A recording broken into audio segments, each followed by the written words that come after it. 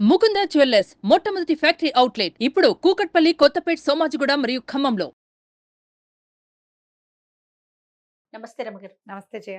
ప్రవరుడి భార్య కథ చెప్తున్నా. ఎస్ ప్రవరుడి భార్య చాలా అందగత్తని చాకలి దాని వల్ల విని రాజుగారు రాజుగారు చూద్దాం అనుకున్నాడు. మనసు కాకపోతే పడ్డాడా? మీ ఆవిడని చూపించు అంటే బాగోదు. కాదు రమ్మగారు, మనసు బాగుంది అనగానే కాదా? మామూలుగా చూద్దాం అనుకున్నాడు. అయితే ఏమైంది, ఎలా పిలుస్తాం, ఎలా చూపించమని అడుగుతాం. అందుకని బాగా ఆలోచించి ఇవాళ భోజనానికి రండి మా ఇంటికి అని రాజుగారు ప్రవరుణ్ణి పిలిచాడు. ఓ, ప్రవరుణ్ణి తనతో పాటు సహపంక్తి భోజనాన్ని కూర్చోబెట్టుకుని రాణిగారితో వడ్డం చేయించాడు. ఇప్పుడు రాణిగారే వడ్డం చేసినప్పుడు రేపొద్దున మనం కూడా భోజనాన్ని పిలిస్తే మన ఆవిడే వడ్డించాలి. అర్థం కాలే. మీ ఇంటికి భోజనానికి ఎప్పుడు పిలుస్తున్నావు నన్ను అని హింట్గా అడిగాడు. అడిగేసరికి తనకి తెలియలా ఏం చెయ్యాలో. పెళ్ళన్నా చేసుకోలేదా, పిల్లెవరో ఏదో వచ్చేసింది మన వెనకాల. ఇది అవివాహిత అమ్మాయిని, పరస్త్రీని ఎట్లా భోజనం వంట చెయ్యని ఎట్లా చెప్తాము అని నేను ఆలోచించుకుంటూ కూర్చున్నాడు. ఇంటికి వెళ్ళాక ఇక్కడికి రాజుగారింటికి తీసుకొచ్చాడు. మరి లేదు, తను ఒక్కడే వచ్చాడు భోజనానికి. ఇప్పుడు రాజేమో రాణితో వడ్డింపించాడు. అక్కడ మరి ఇప్పుడు మన ఇంట్లో మన భార్యతో వడ్డించాలి. పని వాళ్ళు వడ్డిస్తే బాగోదు. అందరు బోళ్ళంతా పరిచారికా జనం ఉండి రాణిగారి స్వయంగా వడ్డించినప్పుడు ఇంటికైనా ఇల్లాలు వడ్డించొద్దు ఆలోచిస్తున్నాడు. సరే ఆ పూట భోజనానికి రాత్రి ఏమిటి ఇతనికి, ఆ అమ్మాయికి ఏమనిపించింది, ఇతను ఏదో నా విషయమే మొహమాట పడుతున్నాడు ఏదో అడగడానికి అనుకుని ముసలమ్మతో ఏం చెప్పిందంటే, ఏం కావాలంటే అది చెప్పమనవ్వా, తను అడిగితే చెయ్యని వాళ్ళు ఎవరిక్కడ, విషయం చెప్పమను, భోజనానికి రమ్మను అని పిలిచింది. ఓ గదిలోనే ఆయన అటు ఈవిడిటు కూర్చుని తినేవాళ్ళు. అప్పుడు ఈయన ఏం చెప్పాడు, సరే అవ్వ రమ్మందిగా భోజనానికి రమ్మంది, అమ్మాయి నువ్వు చెప్తే కాదని వాళ్ళు ఎవరిక్కడ అంటోంది, ఏమిటో నీ మనసులో ఉన్నమాట చెప్పునైనా అంటే, రాజుగారింట్లో భోజనానికి వెళ్ళాను, వాళ్ళ ఇంట్లో ఏమో రాణిగారితో వడ్డించారు, నీ ఇంటికి భోజనానికి ఎప్పుడు పిలుస్తావో, నువ్వు మంత్రి అయ్యావు అని అడిగాడు. ఎట్లా పిలవాలా అని భయంగా ఉంది అంటే, అందులో వెంటనే ఈ అమ్మాయి ఏముంది ఆ పక్కన అన్నం తింటూ, రాజకుమారి కాంచన్మల్లి, ఏముంది ఇందులో, నాకైనా వంటరాందాన్ని కాను, నేను అన్ని శాస్త్రాలతో పాటు పాకశాస్త్రము నేర్చుకున్నా, వడ్డన చేయటం వచ్చు, రమ్మను, నువ్వు ఏ రోజు భోజనాన్ని పిలిస్తే ఆ రోజున కూర్చోబెట్టి నన్ను భోజనం పెట్టట్లేదు, నాకు సంపాదించి నన్ను పోషిస్తున్న మనిషి ఆయన అవుననుకుంటే నేను కాదని ఎందుకంటాను, పిలవమను ఏ రోజుకి భోజనాన్ని పిలుస్తానంటే ఆ రోజు కానీ తను సంతోషించాడు. రాజుగారి గోల ఏమిటి, ఇవాళ మంత్రి అయ్యాడు కానీ ప్రవరుడు సామాన్యుడు. అతను ఏ స్థితిలో ఈ ఊళ్ళో హేలాపురి నగరంలోకి వచ్చాడో వర్తకులు చాలామంది చెప్పారు, బహుపేదగా వచ్చాడు, మా అందరికీ మంచి చేసి ఆయన పెద్దవాడయ్యాడు అని. అంత పేదవాడికి ఇంత బ్యూటిఫుల్ వైఫ్ ఎలా ఉండొచ్చు అనుకో, రాజుకు అలా అనిపించింది. ఆయనకు చూద్దామని అక్కడి నుంచి ఏం చేసింది, ఫలానా రోజు రాజుగారి భోజనానికి వస్తాడని చెప్పారు. ఆ రోజున ఈ అమ్మాయి చేతనైనంత చక్కటివి వాళ్ళ ఊరి వంటకాలన్నీ వండి ఏం చేసింది, చకచకా బట్టలు మార్చుకోవటం ఒక విద్యొచ్చు ఆ అమ్మాయికి. చటుక్కుని డ్రెస్ చేంజ్ చేసుకోగలదు. కొంతమంది చేస్తారు చూడు, నేను 2 నిమిషాల్లో వచ్చేస్తానంటావు నువ్వు. ఈ అమ్మాయి ఏం చేసింది, మొదట రాజుగారికి వడ్డం చేసినప్పుడు జారుముడి లేత రంగు పట్టుచీర కట్టుకుని, సగం మారు వడ్డనకి ఇంకో రకం అలంకారంతో జారుముడి మానేసి చక్కమని జుట్టు పైకి ముడుచుకుని దాని నిండా పువ్వులు పెట్టుకుని లేత రంగు చీర విడిచి ముదురు రంగు చీర కట్టుకుని రెండోసారి వచ్చింది. మామూలుగా అన్నీ వడ్డించాక నెయ్యి వేసేటప్పటి వరకు ఒకటి, కూర్చున్నాక కూరలు పప్పు మళ్ళీ అందిస్తాం మారు వడ్డని అంటారు. రెండోసారికి ఏమో 2 నిమిషాల్లో వీళ్ళు పరిచబట్టి తిని 4 ముద్దలు తిని కూర పప్పుల్లోకి మళ్ళీ వచ్చేసరికి రెండో అవతారంతో వచ్చింది. ఈయన మొదట వచ్చిన అమ్మాయిని చూశాడు, రెండోసారి వచ్చిన అమ్మాయిని చూశాడు. వీళ్ళిద్దరూ ఒకటేననుకోలే రాజు. ఇంటికి వెళ్ళాక ఏమో ప్రవరుడికి ఒక భార్య అనుకుంటున్నాం, కాదు 2 భార్యలు చక్కటి చుక్కలు అనుకో, ఇద్దరును. పోనీలే, ఒక అమ్మాయి ఒక రవ సన్నగా ఉంది, రెండో అమ్మాయి ఒక రవ స్థూలంగా ఉంది. చక్కగా ఉన్నారు. ఎందుకంటే లేత రంగు చీరల్లో అంత సన్నగా కనపడరు, ముదురు రంగు చీరల్లో స్లిమ్గా కనిపిస్తారు.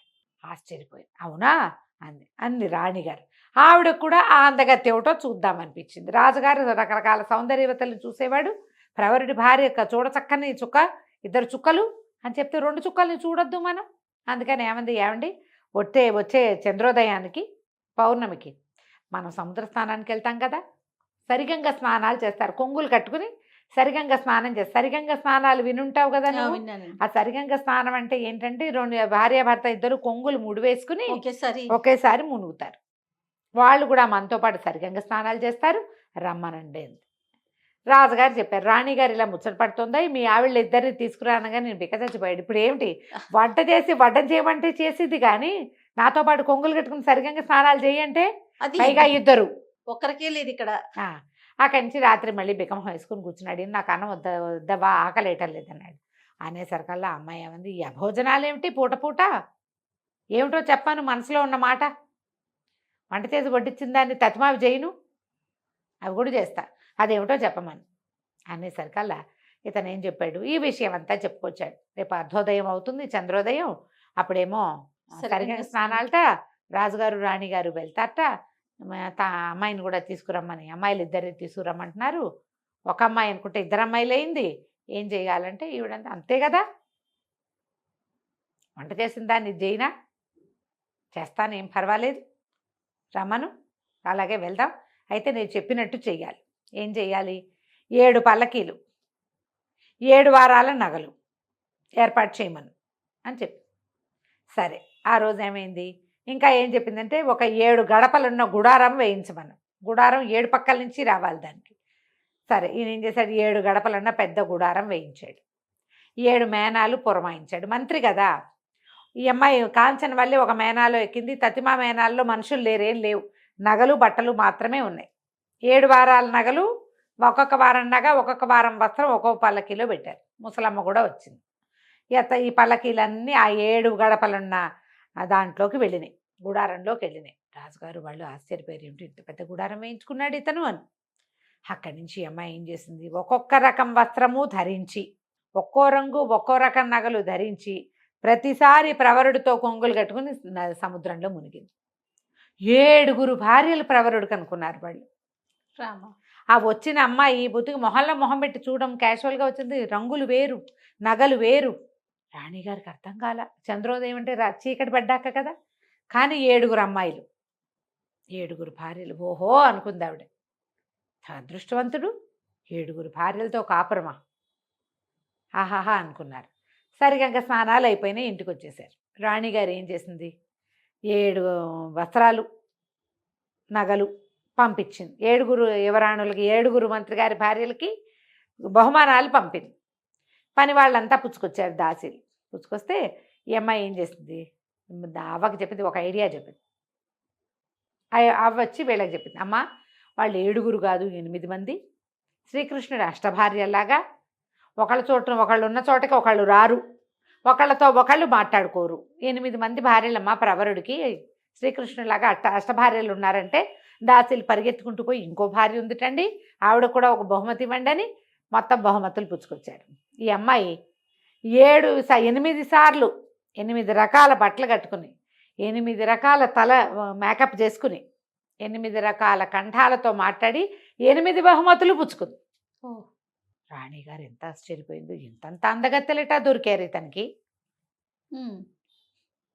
చాలా ఆశ్చర్యపోయింది. ఈయన ప్రభ మామూలుగా లేదు రాజ్యంలో. ఆనాటి రాత్రి ప్రవరుడు భోజనం చేస్తుంటే ఆ అమ్మాయి భోజనం చేయకుండా ఏం చేస్తుంది, రోజు వడ్డించేదానికంటే ఎక్కువ వడ్డింపిస్తే అమ్మ అవ్వ ఇంతంత పెట్టేస్తున్నావేమిటి అంటే, పక్కన కూర్చుని ఏమందంటే, ఆయన మిగిలిస్తే తినేందుకు ఉన్నారులే అని చెప్పవ్వా. మగవాళ్ళు మిగిలిస్తే తినేవాళ్ళు ఎవరు, భార్యలే అనేసరికి తనకు ఆశ్చర్యం వేసింది. కంచంలో అన్ని వస్తువులు వదిలిపెట్టాడు, అన్నీ తిన్నాడు, సగం తను తినగలిగినంత మిగిలింది వదిలిపెట్టాడు. ఆ అమ్మాయి భోజనం చేశాక తమలపాకులు పుచ్చుకొచ్చింది. ఈ తమలపాకులు ఎవరిస్తారంటే భార్యలే ఇచ్చేవాళ్ళు ఆ కాలంలో. మామూలుగా రాజకుమారులకి వాళ్ళకి తాంబూల కరండ వాహిని అని ఈ తాంబూలం పుచ్చుకు తిరిగేందుకు ఒక దాసీలు కూడా ఉండేవాళ్ళు. మనం అప్పుడెప్పుడో కాశీ మజిలీలో చంద్రాపేట చరిత్ర చెప్పాం కదా, అందులో కనపడుతుంది. అయితే ఈ తాంబూల కరండం ఎవరిచ్చినా కూడా వివాహం అయిన తర్వాత భార్యలు తాంబూలం ఇవ్వటం అనేది ఒక ప్రత్యేకమైన ఆచారం. మన ముందు తరాల్లో కూడా ప్రత్యేకంగా కొన్ని కమ్యూనిటీస్లో అయితే తాంబూలం వేసుకుని తీరాలి. గృహస్థు తాంబూలం వేసుకోవాలి, ముత్తైదువు తాంబూలం వేసుకుని తీరాలి. వీళ్ళకి ఆరోగ్యాలు పాడవుతాయనో ఏదో అనుకుంటా జయ, అది అలవాటు చేసేవాళ్ళు. ఎందుకంటే ఈ ప్రవాళ భస్మము, ముక్తాభస్మము వేసుకునేవాళ్ళు, కాల్షియం అవి డెవలప్ అవుతాయి. తాంబూలం వేసుకోవటం ఒక విలాసమైనప్పటికీ వివాహానంతరం గృహస్థు తాంబూలం వేసుకోవాలి, ముత్తైదు తాంబూలం వేసుకోవాలి అనేది నియమం. అయితే తాంబూలాలు పుచ్చుకొచ్చింది. తాంబూలం పుచ్చుకొస్తే ఇతను అడిగాడు, తాంబూలం కూడా తెచ్చావు, మనం వివాహం చేసుకుందామని నీ ఉద్దేశం అని. అడిగితే ఈ అమ్మాయి ఏమంది, మీ భర్తను వెతుక్కుంటూనే నేను వచ్చాను, నాకు తెలియలేదు నేను భర్తతోటే వచ్చానని. మణిపూసను చూసి నేను గాజు పూస అనుకున్నాను, చాలా దుఃఖించాను మొదట. కానీ మీతో వచ్చినా కూడా ఒక మగవాడు ఆడదాంతో ఎంత అవజ్ఞగా అయినా ప్రవర్తించవచ్చు, నువ్వు అలా ఉండలేదు. నా పోషణ భారం మాత్రం నువ్వే వహించావు.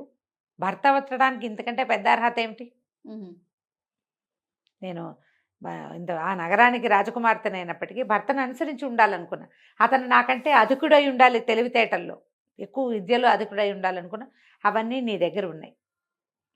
మన వివాహం అయినట్టే, నేను నీతోటే ఉన్నా. మనం సాంఘికంగా వివాహం చేసుకోలేదు కానీ ఎప్పటి నుంచో నీకు భార్యగానే ఉంటున్నాను నేను అని చెప్పింది.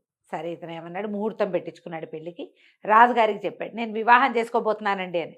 రాజు తెల్లబోయాడు, అదేమిటోయ్ 8 మంది భార్యలు ఉంటే ఇంకా వివాహం ఏమిటి నీకు అన్నాడు. కాదండి, ఆ 8 భార్యల వేషాలు వేసిన అమ్మాయితోటే పెళ్లి చేసుకోబోతున్నాను, ఈవిడ ఫలానా నగరపు జయంత నగరపు రాజకుమారి, ఇలా జరిగిందని మొత్తం చెప్తే రాజు ఆశ్చర్యపోయాడు. ఎంత చతురత ఉంది నీకు, మంత్రిత్వంలో చతురత ఉంటే అమ్మాయికి భార్యాత్వంలో చతురత ఉందోయ్, చాలా అదృష్టవంతుడివి అని ఈ కథ అంతా రాణిగారికి కూడా చెప్పాడు. వాళ్ళంతా చాలా ఆశ్చర్యపోయారు.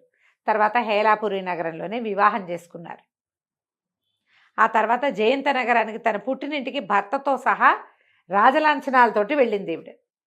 తండ్రి వెతికాడు బోళ్ళు సంబంధాలు, ఎక్కడా కుదరలేదు. అదే మరి ఇక్కడికి మంత్రిత్వంగా చేసినటువంటి యువకుడిని వాళ్ళు రాజుని చేసుకున్నారు. రాజకుమార్తె భర్తే రాజు, నాతో సరితూగేవాడినే పెళ్లి చేసుకుంటానని ఆవిడ అనుకున్న మాటకి జరిగిన అలాగే న్యాయం చేసుకుంది. కథ కంచికి మనం ఇంటికి. నమస్తే. నమస్తే.